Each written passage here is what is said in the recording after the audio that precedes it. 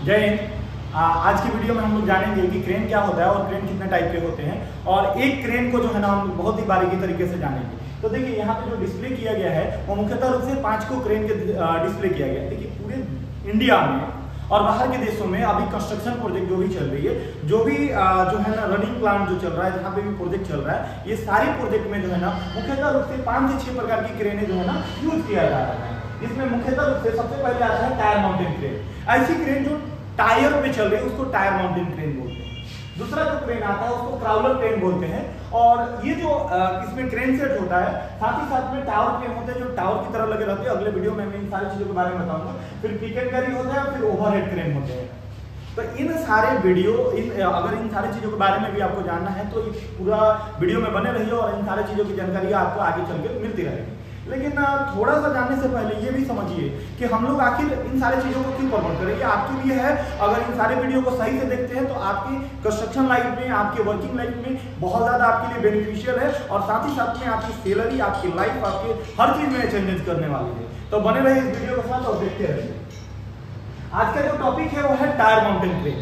देखिए sir, tyre mountain crane जो है, ये टायर माउंटेन एक ऐसा क्रेन है जिस क्रेन को हम किसी चक्के के माध्यम से यानी व्हील के माध्यम से एक जगह से दूसरे जगह लेके जाते हैं। उस क्रेन को जो है ना टायर माउंटेन क्रेन कहते हैं। अब क्रेन है, इंडिया में है, आउट ऑफ इंडिया है, हर एक देश की नियम कानून है, वहाँ की जो है ना पॉलिसी, वहाँ के रूल्स रेगुलेशन है। तो जाहिर सी बात है कि अगर क्रेन इक्विपमेंट है, मशीन है, अगर उससे कोई काम हो रहा है तो उसके लिए डॉक्यूमेंट भी चाहिए। जैसे कि शादी जब होता है, अभी मुस्लिम समुदाय में शादी होता है तो उसके लिए एक डॉक्यूमेंट बनता है जिसको निकाह का पेपर बोला जाता है। उसी प्रकार से क्रेन को भी चलाना है तो उसको जो है ना आपको क्या चाहिए, आपको डॉक्यूमेंट चाहिए, तभी जाकर के क्रेन जो है ना रोड पे लागू होगा, चाहे प्लांट में होगा। अब शादी भी करना है तो शादी तभी तक संभव है मुस्लिम समुदाय में जब आपका निकाह का पेपर होगा। तो चलिए हम बने रहते हैं और इसी तरह फनी बातों के लिए जो है ना हम देखते रहते हैं क्या क्या होता है। देखिए सबसे पहले जो बात है कि क्रेन का डॉक्यूमेंट, हम क्या क्या चीजें डॉक्यूमेंट चेक करते हैं। तो डॉक्यूमेंट जो है, अगर क्रेन आया हुआ है प्लांट में तो क्रेन का जो ऑपरेटर जो चला के लेके आया है, ये देखना है कि खलासी तो नहीं है ना। तो क्या होना चाहिए, क्रेन का ऑपरेटर जो भी है उसका लाइसेंस होना चाहिए। जिस भी देश पे है उस देश का वैलिड लाइसेंस होना चाहिए। मतलब आप अगर इंडिया में काम कर रहे हैं तो इंडियन गवर्नमेंट के थ्रू इशू हुआ लाइसेंस होना चाहिए। अगर आप सऊदी में काम कर रहे हैं तो सर सऊदी गवर्नमेंट के थ्रू इशू किया हुआ लाइसेंस होना चाहिए। अगर आप दुबई में काम कर रहे हैं तो दुबई गवर्नमेंट के थ्रू इशू किया हुआ लाइसेंस होना चाहिए। उसके बाद उस ऑपरेटर जो चला रहा है क्रेन, उसमें एक वैलिडेशन का प्रोसेस होता है जिसमें इंटरव्यू लिया जाता है। उस इंटरव्यू होने के बाद जो उसके कंसर्न इंजीनियर होंगे क्रेन के, वो इंटरव्यू लेंगे और इंटरव्यू लेने के बाद उसको क्या करेंगे कि उसको वैलिड करेंगे। तो इसका प्रोसेस ये होता है कि पहले क्रेन चलवाएंगे, उसे कुछ क्वेश्चन करेंगे, मटेरियल उठवाएंगे, अगर वो सब कुछ सही रहता है फिर जो है ना देन उसको अलाउ करेंगे। फिर बात क्या आती है, फिर टीपीआई सर्टिफिकेट की बात आती है। सर एक टीपीआई सर्टिफिकेट एक लीगल डॉक्यूमेंट होता है जिसमें क्रेन को ये देखना होता है कि जो क्रेन है वो प्रॉपर तरीके से जो है ना थर्ड पार्टी के थ्रू सर्टिफाइड किया गया है। इसका ये प्रोसेस होता है कि उसको ले जाके क्रेन को हर एक पार्ट को चेक किया जाता है और चेक करने के बाद उस पर लोड भी डाला जाता है। अगर सब कुछ ओके है देन जो है ना टीपीआई यानी थर्ड पार्टी सर्टिफिकेशन वाले लोग जो है ना इसको एक सर्टिफिकेट देंगे जिसको टीपीआई सर्टिफिकेट बोलते हैं।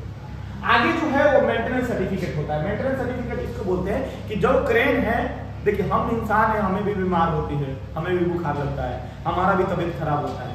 क्रेन एक प्रकार की मशीन है, उसको बुखार तो नहीं लगेगा, बीमारी तो नहीं होगी, उसके अंदर फीलिंग तो नहीं है कि बता जाएगा कि हमको तुमसे प्यार हो गया, ऐसा नहीं बात करेगा। ये बात करेगा कि इसके मशीनरी पार्ट्स को कुछ प्रॉब्लम हो सकती है। इसके लिए इसको 15 दिन में मेंटेनेंस के लिए भेजा जाता है और मेंटेनेंस के बाद इसको मेंटेनेंस सर्टिफिकेट 15 डेज के बाद जो है ना मिलता है। इसके बाद एक लोड चार्ट होता है। लोड चार्ट एक ऐसा डॉक्यूमेंट है जिसमें पूरी की पूरी क्रेन के बारे में जो है ना लिखा रहेगा कि क्रेन कितना मीटर रेडियस पे, कितना मीटर हाइट पे, कितना डिग्री एंगल पे कितनी कैपेसिटी बन रही है। तो ये लोड चार्ट में लिखा रहेगा। आगे चल के लोड चार्ट के बारे में मैं बढ़िया वीडियो अपलोड करने वाला हूँ। अगर कमेंट आता है कि लोड चार्ट को कैसे पढ़ेंगे। इसके बाद फिटनेस सर्टिफिकेट होता है। फिटनेस और फिटनेस सर्टिफिकेट उस सर्टिफिकेट को बोलते हैं जब गवर्नमेंट बॉडी के थ्रू इसको देखा जाता है कि हाँ ये क्रेन जो है ना उपयुक्त में, ये सब कुछ इसका मशीनरी पार्ट सब सही है कि नहीं, उसके बाद उसका फिटनेस सर्टिफिकेट मिलता है। सर एक टैक्स सर्टिफिकेट होता है। जब क्रेन एक राज्य से दूसरे राज्य में जाता है या एक स्टेट से दूसरे स्टेट में जाता है तो उस क्रेन को, अगर वो टायर माउंटेन क्रेन है और चक्का से चल के जा रहा है तो उस क्रेन को उस स्टेट का चालान भरना होता है, यानी कि कर जो पहले के जमाना में, जो मुगलों के जमाना में जो है ना लोग खेती करते थे तो कर भरते थे, उसी प्रकार से जब कोई क्रेन एक स्टेट से दूसरे स्टेट में आएगा तो उसको टैक्स देना पड़ेगा, तो टैक्स सर्टिफिकेट चाहिए। फिर जिस भी प्लांट में जा रहा है उस प्लांट की अनुमति चाहिए। ऐसा नहीं है कि आप जो है ना मुंह उठाए घुस गए कोनो प्लांट में, ऐसा नहीं चलेगा। एक क्रेन है आपका जो है ना, हाथी नहीं है, भैंस नहीं है कि लेके चल दिए कोनो जहां मन को वहां खेत में चरा रहा है। तो इसके लिए जो है ना इसको जो है ना अलाउ चाहिए। फिर इंश्योरेंस का बात है। इंश्योरेंस आपने देखा होगा कि LIC वाले जो होते हैं वो मरने से ज्यादा जो है, जीने से ज्यादा मरने के फायदा बता देते हैं, लेकिन मैं आपको इंश्योरेंस का इसके लिए सलाह दूंगा कि क्रेन है, इक्विपमेंट है और बहुत बड़ी मशीनरी है। अगर इसमें फायर हो जाता है, कोलैप्स हो जाता है, डैमेज हो जाता है तो इसको मुआवजा के लिए जो है ना इंश्योरेंस कराया जाता है, ताकि अगर उसमें कोई भी प्रॉब्लम हो तो आपको रिकवर कर पाए, मुआवजा मिल पाए। आप PUC पॉल्यूशन अंडर कंट्रोल होता है। आप बोलेंगे PUC क्यों है? PUC की जरूरत है क्योंकि आपका जो क्रेन है वो डीजल इंजन है और डीजल इंजन जो है पॉल्यूशन जनरेट करता है। उसी प्रकार से हमारा बाइक से निकला हुआ धुआं और आपका बाइक से निकला हुआ धुआं सुगंध थोड़े ना होगा, इसके लिए आपको PUC सर्टिफिकेट भी लेना पड़ेगा। इसके बाद काम करना है तो सर परमिट चाहिए हमें। परमिट इसके लिए परमिट क्योंकि लीगल डॉक्यूमेंट है। परमिट के साथ साथ RA चाहिए और लिफ्टिंग प्लान। ये सब लिफ्टिंग प्लान के पीछे अगर आप वीडियो जानना चाहते हैं लिफ्टिंग प्लान कैसे बनाते हैं, उसमें क्या क्या कंटेंट लिखते हैं और उसके बनाने में किन किन बातों का ध्यान रखना होता है, क्या अप्रूवल है, तो आप वीडियो में कमेंट कीजिए, मैं आपको लिफ्टिंग प्लान के बारे में अगला वीडियो बना के दूंगा। फिर जो है ना सर एक क्रेन होता है, क्रेन का डेली चेकलिस्ट होता है। जो ऑपरेटर है वो ऑपरेटर के रिस्पॉन्सिबिलिटीज है कि उस क्रेन के बारे में पर डे चेक करे कि हमारा क्रेन सही है कि नहीं है और हर एक पार्ट्स को जो है ना चेक कर ले, इसके लिए डेली चेकलिस्ट फिल होना चाहिए। आइए इसके बारे में हम लोग जो है कंपोनेंट्स के बारे में जान लेते हैं कि ये क्रेन जो है इसमें क्या क्या चीजें कंपोनेंट्स के ध्यान दिया जाता है और किन किन बातों के प्रति जो है ना हमें चेक करना पड़ता है एज ए सेफ्टी ऑफिसर। देखिए अगर आपका टायर माउंटेन क्रेन है, चक्का वाला क्रेन है और इस क्रेन को आपको जो है ना एक जगह से दूसरी जगह लेके जाना है या इसको यूज करना है, तो उसमें कुछ फिजिकल पॉइंट्स होता है जिसको हमें चेक करना होता है। पहला नंबर बात कि क्रेन का इसका जो फिजिकल पॉइंट है, इस फिजिकल पॉइंट को आप समझिए और जानने की कोशिश कीजिए। सबसे पहले सर आप देखिए कि ये जो एक एक पार्ट का मैं नाम बताने वाला हूं इस वीडियो में, और ये वीडियो जो है ना बहुत ही अच्छा होने वाला है, तो आप जो है ना शुरू से हम लोग चालू करते हैं। ये सर है टायर। देखिए जो गोल गोल जो आपके बाइक में भी होता है टायर है, टायर चेक कर लेते हैं। उसके बाद ये जो बाहर की तरफ निकला हुआ है पूरा पैर फैला के पापा के परी लिखा है, इसको बोलते हैं आउट रिगर। क्या बोलते हैं? Outrigger. ये आउट रिगर का काम है कि क्रेन को चारों आउट रिगर पे खड़ा कर देंगे ताकि स्टेबल बना रहे, मतलब बरकरार रहे। ये पापा की परी की तरफ पूरा पैर फैला के रहेगा ताकि क्रेन का चक्का जो है ना उठ जाएगा मटेरियल उठाते समय, और ये जो है ना पूरा का पूरा आउट रिगर पे जो है ना बरकरार है। इसके बाद जो है ना ये जो जहां से क्रेन टर्न करता है, टर्न करते में गोल गोल घूमता है, इसको टर्नेबल पॉइंट बोलते हैं। ये है कैबिन। इस कैबिन में क्या होता है कि सर क्रेन ऑपरेटर बैठ करके क्रेन को ऑपरेट करता है, कितना मीटर ऊपर लेके जाना, कितना मीटर रेडियस, क्या लेंथ, क्या हाइट, क्या है एंगल, ये सारी चीजें मेंटेन करता है।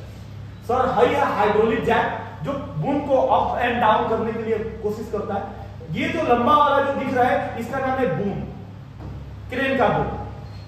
ये बूम जो है, ये बूम का काम है कि मटेरियल को हैंग करे और एक जगह से दूसरे जगह ले जाकर के लिफ्ट करे। जैसे हम हाथ, हमारे शरीर में भी बूम है, हम हाथ इधर उधर ले जाकर के जो है ना कोई भी काम कर सकते हैं, उसी प्रकार से क्रेन में भी बूम होता है। अब देखिए ये जो क्रेन है इसमें जो है ना ये सीलिंग से जुड़ा हुआ, पूरा का पूरा जो है ना क्रेन सीलिंग से जुड़ा हुआ है। तो ये सीलिंग से जुड़ा हुआ है, एक सेकंड, सीलिंग से जुड़ा हुआ है, तो ये सीलिंग जो है ना कहीं जाकर के रोल होला लपटा रहा है। तो इस सीलिंग जहां पे भी लपटा रहा है उसको वायर सीलिंग ड्रम बोलते हैं। वायर सीलिंग ड्रम का काम क्या है कि इसमें जो है ना वायर जो है ना गोल गोल लपटाएगा। जब जरूरत के अनुसार हाइट और जो है ना रेडियस बढ़ेगा उसके अनुसार जो है ना वो अपने हिसाब से क्रेन जो है ना एडजस्ट कर लेगा, उसमें मैकेनिकल पार्ट्स लगे हुए होते हैं। फिर उसके बाद जो पीछे की तरफ में लगाते हैं इसमें काउंटर वेट बोलते हैं। काउंटर वेट क्या होता है सर कि क्रेन का जो है बैलेंस को मेंटेन करता है, सेंटर ऑफ ग्रेविटी मेंटेन करता है। ऐसा नहीं है कि हम जो है ना झुक के मटेरियल को उठाते तो मुंह कुड़िए गिर जाएगा, तो मुंह फूटेगा, नाक टूटेगा। तो इसे बचाने के लिए क्रेन में इस तरह की परिस्थितियां ना हो, यहाँ पे हम काउंटर वेट डाल देते हैं, पूरा का पूरा काउंटर वेट डाल देंगे जो पूरा का पूरा क्रेन को मेंटेन करके रखेगा। अभी फाइनली बात करेंगे कि इसके ऊपर जो टॉप पार्ट्स होता है सर, ये टॉप पार्ट्स को जो है ना ऊपर में एक एनेमोमीटर लगे हुए होते हैं। एनेमोमीटर का काम क्या है कि हवा का स्पीड को मापना। देखिए अगर 36 किलोमीटर घंटे की रफ्तार से अगर ज्यादा हवा है, मैं बोल रहा हूँ 36 किलोमीटर पर आवर, से ज्यादा अगर हवा की स्पीड है तो काम बंद हो जाएगा। इसके बाद ये जो है ना हवा का रफ्तार को जो है ना बता रहा है। फिर एक लगा रहता है limit switch. Sir limit switch का काम क्या है कि जब क्रेन का बूम जब हुक ऊपर जाता है और बूम में टकराने वाली बात रहता है, यानी कि हुक इतना ऊपर चला जाता है कि बूम में टकरा जाए, इसे बचाने के लिए जो है ना यहाँ पे जो है एक लिमिट स्विच लगा देंगे ताकि जो है ना हुक जो है क्रेन के बूम से न टकराए। फिर इसके बाद ये जो पार्ट है इसको सीलिंग बोलते हैं। सर सीलिंग वायर सीलिंग होता है जो क्रेन की पूरी मटेरियल को हैंग करके रखता है। अब ये हुक देखिए, हुक वो वाला हुक नहीं जो आप समझ रहे हैं, ये क्रेन का हुक है। इसमें जो है ना मटेरियल टांगा जाता है, समझ में आ रहा है? तो मटेरियल टांगा जाता है तो इसके लिए जो है ना इसका हुक नाम है। इसके में एक सेफ्टी लैच लगा रहता है जो क्रेन के इस वाले पार्ट को जो है ना यहाँ पे लगा रहता है। तो इसका काम क्या है कि जब मटेरियल को हैंग किया जाएगा तो उसके मतलब लटकाया जाएगा तो जो सीलिंग्स रहेगा वो बाहर की तरफ ना निकल जाए, बेल्ट रहेगा बाहर की तरफ ना निकल जाए, इसके लिए सेफ्टी लैच लगा दिया जाता है जो कि टांगा रहेगा। इसके अलावा सर इसमें जो है ना और भी सारा फैक्टर है, इसको कैबिन वगैरह बोलते हैं। और सर देखिए कैबिन जो होता है क्रेन का कैबिन है, जैसे गाड़ी का आपका जो है ना सीट होता है, कार का, उसी तरह क्रेन में भी कैबिन होता है। लेकिन कैबिन में बहुत सारी बातें सेफ्टी का इंफॉर्मेशन लिखा रहता है। सबसे पहले कैबिन में जो इंफॉर्मेशन लिखा रहता है उसमें रहता है लोड चार्ट डिस्प्ले किया रहता है। क्रेन ऑपरेटर देख करके प्रॉपर तरीके से बता लेगा कि इसमें कितना रेडियस, कितना हाइट, कितना कैपेसिटी बढ़ता है। फिर उसमें एक फायर एक्सटिंग्विशर जो है ना रहता है कि अगर आग वगैरह लग जाए तो क्रेन ऑपरेटर जो है ना इसको बुझा लेगा। फिर एसएलआई, सर एसएलआई का वीडियो इसमें थोड़ा सा भी चर्चा नहीं करूंगा। अगर इसके एसएलआई के बारे में जानना है तो आप अगले वीडियो के नीचे कमेंट कीजिए, आपको एसएलआई के बारे में जो है ना प्रॉपर तरह के वीडियो आपको दिया जाएगा। फिर एसएलआई के बारे में, एसएलआई के बाद जो है ना एक इमरजेंसी कॉन्टैक्ट नंबर होता है। इमरजेंसी कॉन्टैक्ट नंबर में लिखा रहता है कि जो भी इमरजेंसी कॉन्टैक्ट पर्सन है उनका नाम लिखा रहेगा और उनको बताया जाएगा, क्रेन ऑपरेटर को बताया जाएगा कि कोई भी प्रकार की आपातकालीन परिस्थिति हो जाती है तो इस नंबर पे कॉल कर दो और ताकि आपको हेल्प के लिए आगे आ जाए।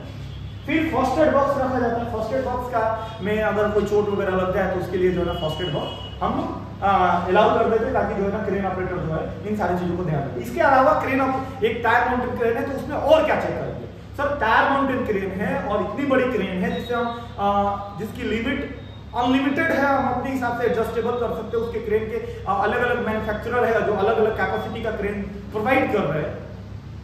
तो उसमें कुछ सेफ्टी के मेजर है जैसे कि आपका इंडिकेटर हो गया, उसके बाद जो है ना फ्रंट लाइट हो गया, बैक लाइट हो गया, सीट बेल्ट हो गया, ब्रेक हो गया, ये सारी चीजें बातें जो है ना हम लोग जो है ना चेक कर लेंगे। हॉर्न चेक कर लेंगे, रिवर्स हॉर्न चेक कर लेंगे। ये सारा चीजें चेक करने के बाद जो है ना अगर हमें सर्टिफाइड लगता है तो हम जो है ना क्रेन को अलाउ करेंगे, अदरवाइज क्रेन को अलाउ नहीं करेंगे। तो मिलता है अगले वीडियो में। बाय बाय, जय हिंद।